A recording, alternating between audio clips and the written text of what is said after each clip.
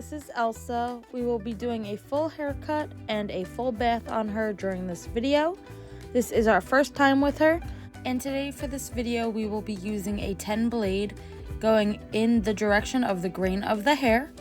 When grooming a cat, you would want to make sure that you are holding the skin taut and making sure that the clipper does not get caught in any folds or wrinkles in the skin. A few tips that I have for working with cats would be, first, that when you're working with a new cat or a cat that you've had before, the less restraint you use, the better. Cats normally don't like being restrained. They don't like feeling uncomfortable. So give them a little space and they'll do absolutely great. Here you can see I'm having a little bit of a problem with my clipper. The clipper doesn't want to run smoothly through the dirty hair. On cats, I normally give a haircut before the bath. This helps the cat's skin breathe and be able to get moisturized by the shampoo and conditioner.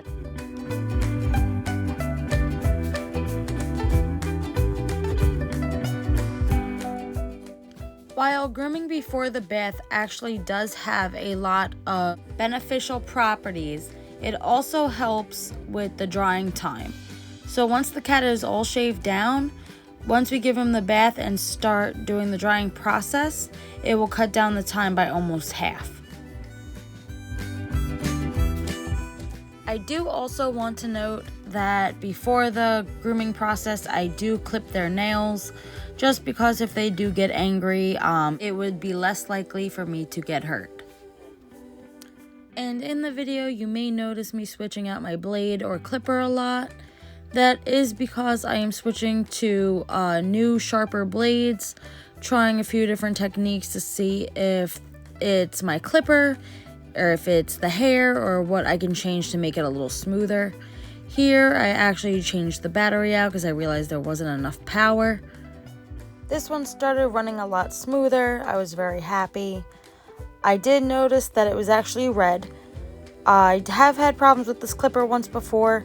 It's overall a great clipper. I did send it in for maintenance. So one of my batteries I know isn't reading the correct way, and when it's red, it can sometimes still have a full battery. So I just kept going just to see. I do have a few backup batteries. I did realize that my charger for these batteries was actually not plugged in, so I will be switching over to a different clipper shortly. This clipper is the Andis Pulse Li5 adjustable 5-in-1. The first clipper I had in this video was the Andis Pulse ZR2 in Galaxy Purple. Here we are working on the other side of Elsa. We're just stretching her skin again to make sure that nothing gets caught, taking off all that hair. Now I am using, I believe, the 9 blade, which is the lowest blade setting on the 5-in-1 clipper.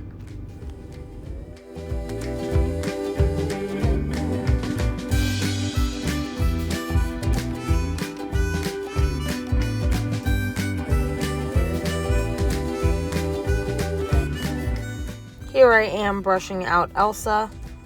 I do this so I can get a smooth look.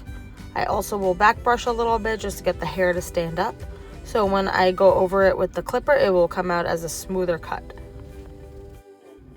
I do think this Andis Pulse clipper is doing a great job at cutting Elsa's dirty hair. So that is definitely something to look into.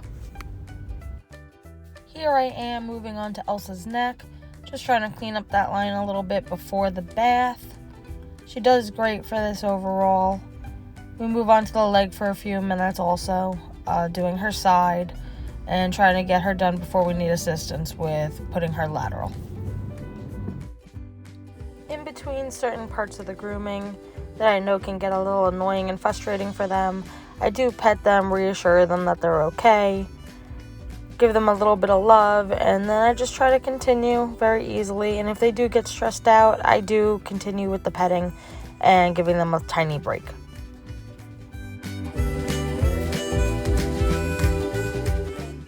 Here I am going on the other side of Elsa's neck.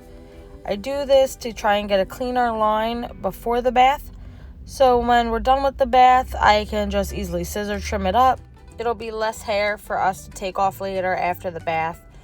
The bath and the hair drying experience can be a little frustrating for them, so I try to do minimal after that, besides just the cleanup work.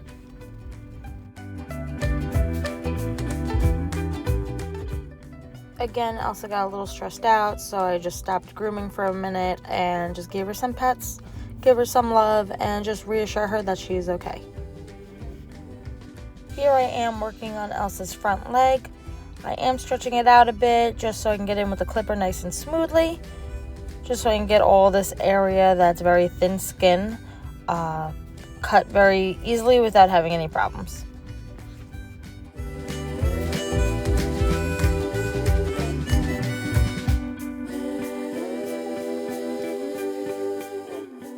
As you can see, I'm not holding Elsa's paw very heavily. I am just holding it between my pinky finger and my ring finger. She could pull away at any moment whenever she doesn't feel like being groomed. I am moving her over so I can get to her opposite leg and just easily stretch that out while I go in with the clipper again.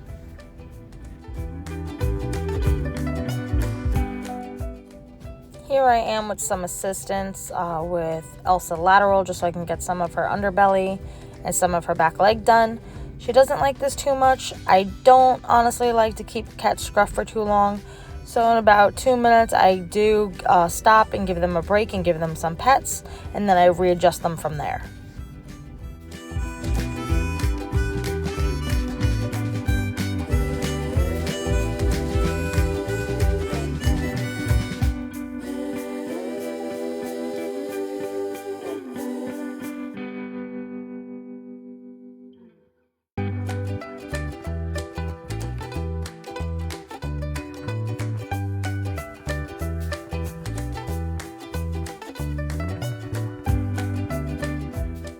Here I am just going over the front of Elsa's front paws, just so I can clean up the front before I start moving on to the back. Elsa is doing very good. I have my assistant just propping her up, just so I can stretch out the leg in front of me and I can go in with the clipper very smoothly.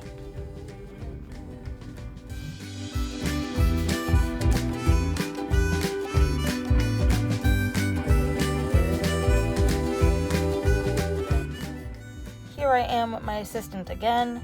We have Elsa lateral on the opposite side, so we can clean up her left side now. Starting with the rear and working down to the rear leg.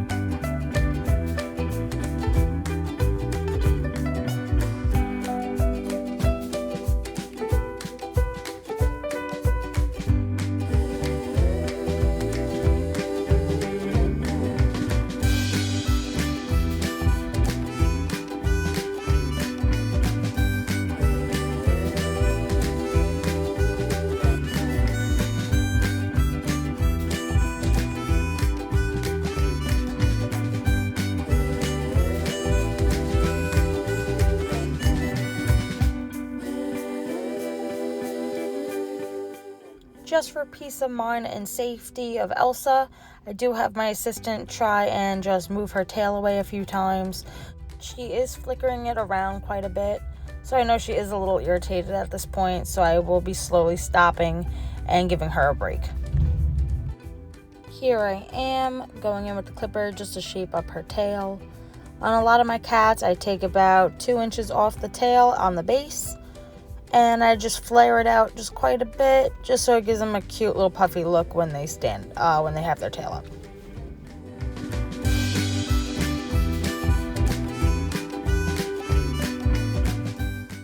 Here's another cute little break for Elsa. She's doing so good with her haircut today, and I couldn't be more proud.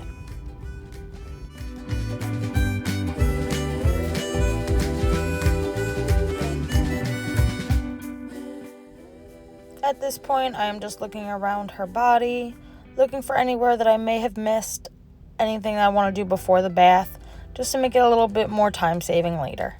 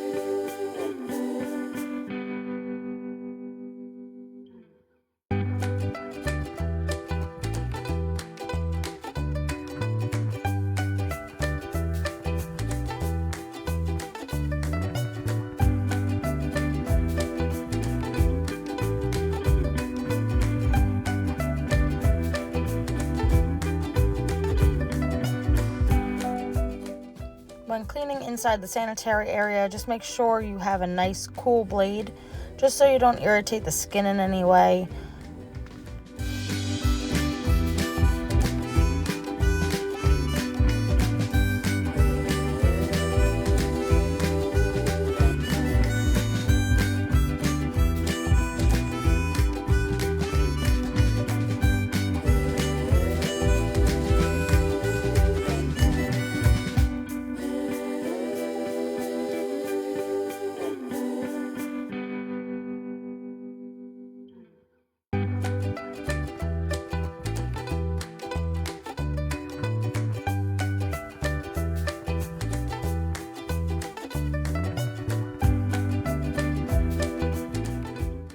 Once I'm done shaving Elsa, it is time to do a quick slip lead harness. My tip and trick to doing a cat lead harness is to slip the lead around the cat, put it under the armpits, back around, and loop it through the metal hook again. And pull a little tight under the armpits, and then wrap it one more time and loop it through, and that locks it in place, so they can't pull and make it tighter. Now that Elsa's in the tub, I will create a quick slip knot to get her out safely. Hi, Garter. Come here. Hi, Garter. Hi, bud. Here I am with a bottle of IGroom's de-shedding detangling formula. It is absolutely amazing to use on cats. It is moisturizing and very safe and gentle for their skin.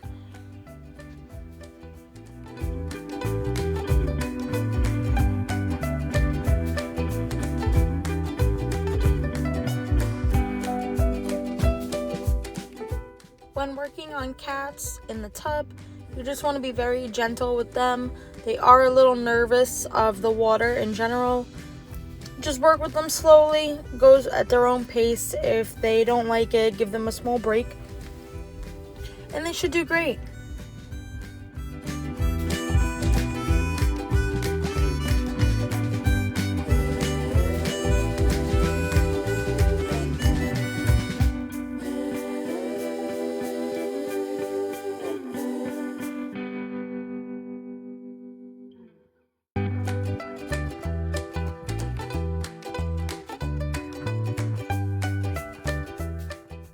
Here I am just going in with a small curry brush. It just helps get rid of any hair, any dander underneath, really soak in that shampoo and conditioner.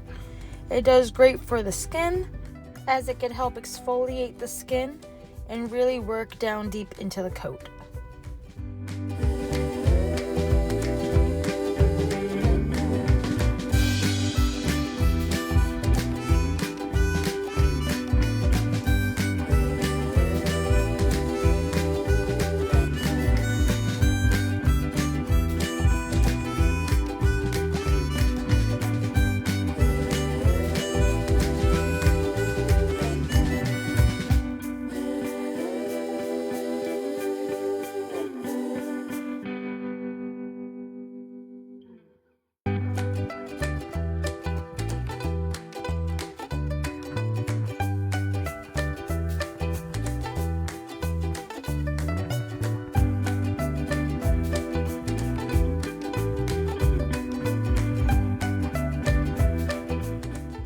Here we are about to start rinsing Elsa. She did great for her bath. We are going to set the temperature to a medium cool. And when rinsing cats, you don't want to get the water in their eyes. So we're going to start from the neck down.